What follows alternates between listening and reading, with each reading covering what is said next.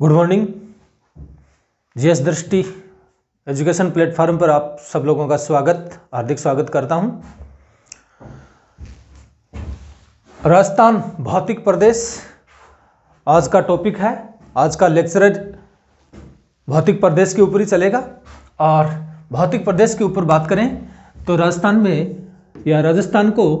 के संपूर्ण क्षेत्रफल को भौतिक दृष्टि से 4 भागों में बांटा जा सकता है। इसके 4 भाग हैं और 4 भाग में हम एक बार आपको दिखा देते हैं कि 4 भाग ये हैं। नंबर 1 उत्तर पश्चिम मरुस्थलीय प्रदेश। नंबर 2 मध्यवर्ती अरावली प्रदेश। नंबर 3 पूर्वी मैदान। और नंबर 4 दक्षिणी पूर्वी पठारी प्रदेश। इसे हाड़ौती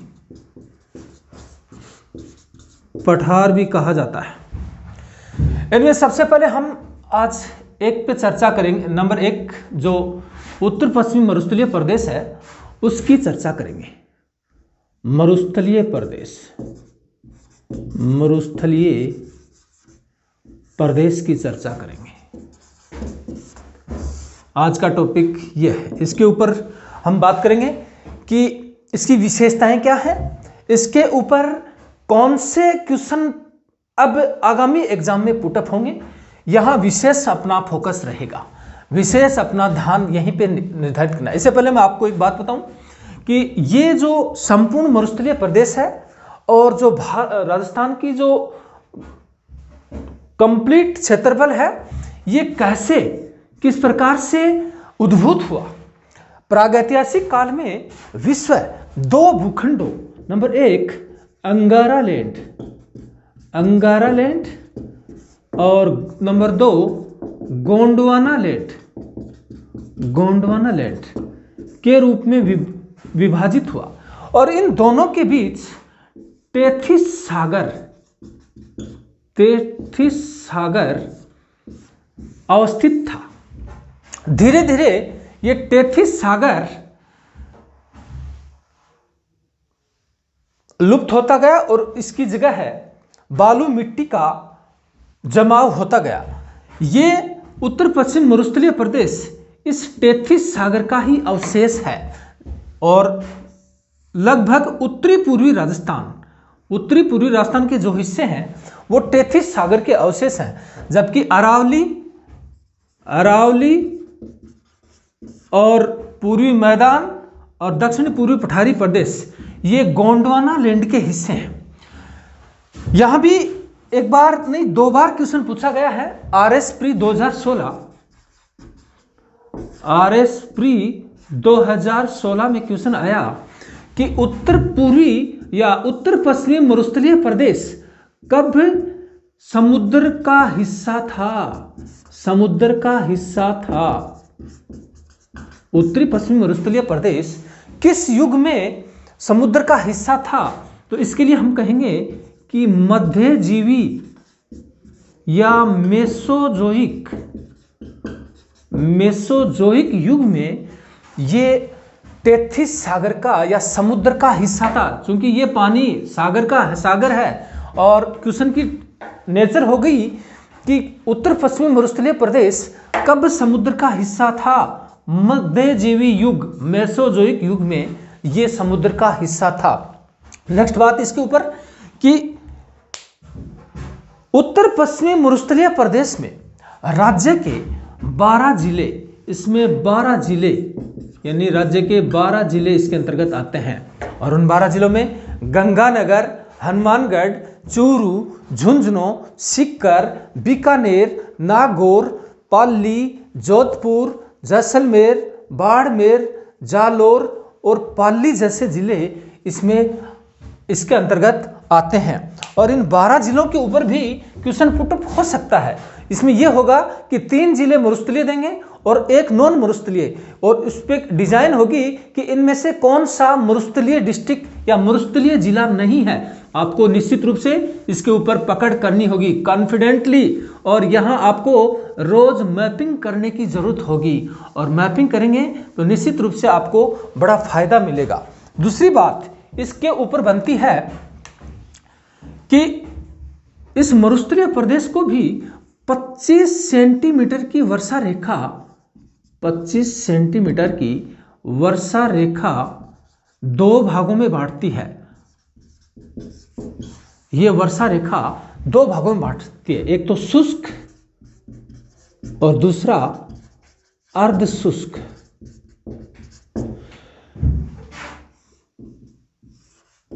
शुष्क,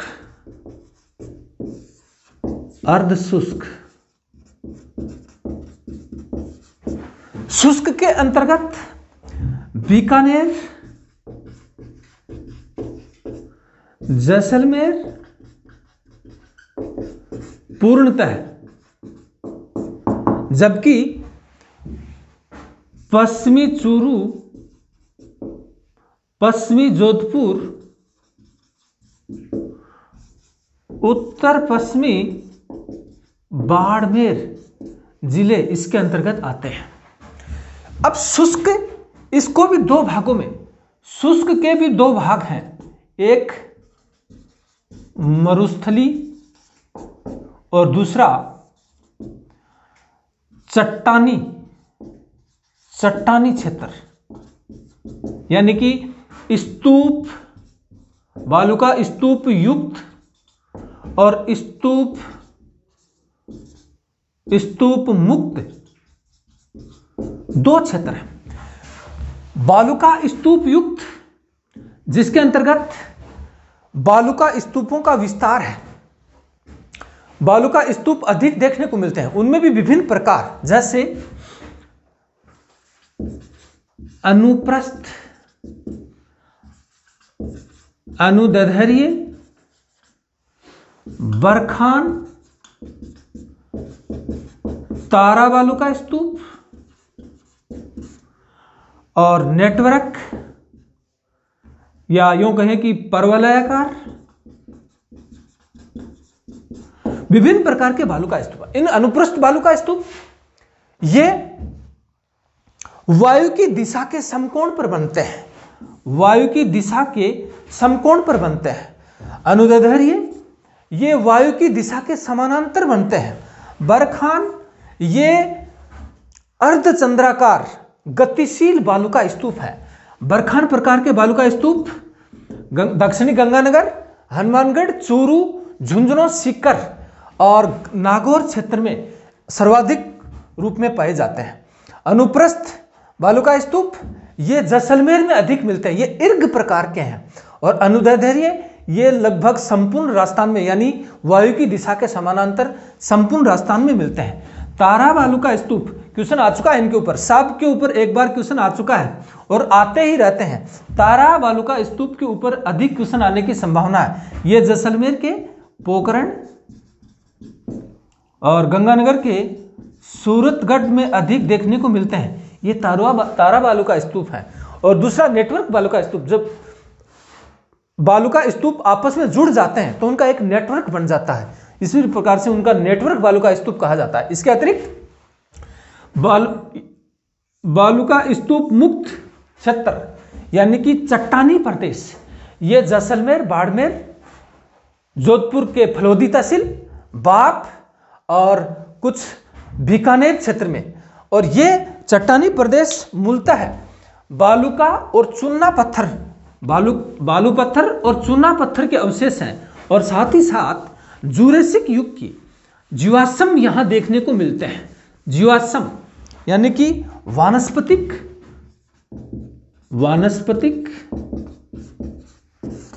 अवशेष, जीवाश्म,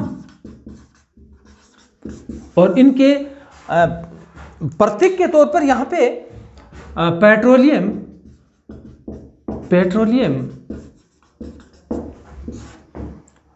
और आपका लिग्नाइट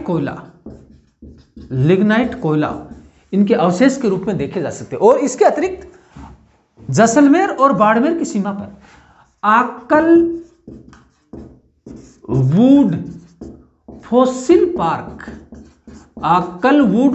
पार्क इन्हीं जूरेसिक युग की चट्टानों के अवशेष के रूप में देखे जा सकते हैं। जूरेसिक, क्रिटेशियस और टर्शियरी युग की जो चट्टानें हैं वो इस क्षेत्र में देखने को मिलते हैं। साथ ही बाप, एक क्वेश्चन आता है यहां पे कि बाप बोल्डर्स किस युग के हैं, कौन से युग से संबंधित है? तो ये पर्मियन कार्बोनिफेरस युग से संबंधित है। इसको लॉक कर लीजिए। आप लोग देख लीजिए कि बाप बोल्डर्स बेड किस युग के हैं। ये पर्मियन कार्बोनिफेरस युग के हैं। यहां पे दो क्वेश्चन आपको भूगर्भिक संरचना की दृष्टि से देखने को मिलेंगे। एक कि पश्चिमी मरुस्थलीय भाग किस युग में समुद्र का हिस्सा था, उसका उत्तर मैंने आपको बताया, मेसोजोइक या मध्यजीवी युग में ये समुद्र के हिस्से थे। दूसरा, बाप बोल्डर्स बेड किस युग से संबंधित है? ये पर्मियन कार्बोनिफेरस से संबंधित है। और जो चट्टानी प्रदेश है ये किस युग से हैं? ये जूरेसिक काल के हैं। यानी कि जूरेसिक काल में यहां अनेक जीवाश्म भूमि में दब गए थे, जिनके अवशेष के रूप में यहां पेट्रोलियम, प्राकृतिक गैस और लिग्नाइट कोयले के भंडार देखे जा सकते हैं। दूसरा जो पार्ट रह गया वो अर्धशुष्क पार्ट है। अर्धशुष्क मरुस्थलीय प्रदेश को 25 सेमी की वर्षा रेखा इसकी पश्चिमी सीमा बनाती है, जबकि इसकी पूर्वी सीमा अरावली प्रदेश या यूं कहें कि 50 सेंटीमीटर की वर्षा रेखा इसकी पूर्वी सीमा बनाती है। 50 सेंटीमीटर की वर्षा रेखा या अरावली इसकी पूर्वी सीमा और 25 सेंटीमीटर की वर्षा रेखा के मध्य ये जो अर्धशुष्क क्षेत्र है। और अर्धशुष्क क्षेत्र को भी दो भागों में बांटा जा सकता, 4 भागों में, इसके 4 उपभाग हैं। अर्धशुष्क को 4 भागों में बांटा जा सकता है। नंबर 1 घग्गर, यहीं पे इंडिकेट कर देते हैं, घग्गर का मैदान। नंबर 2 शेखावाटी प्रदेश या अंतःप्रवाही क्षेत्र। नंबर 3 नागौरी उच्च भूमि। और नंबर 4 लूनी बेसिन या गोडवार प्रदेश।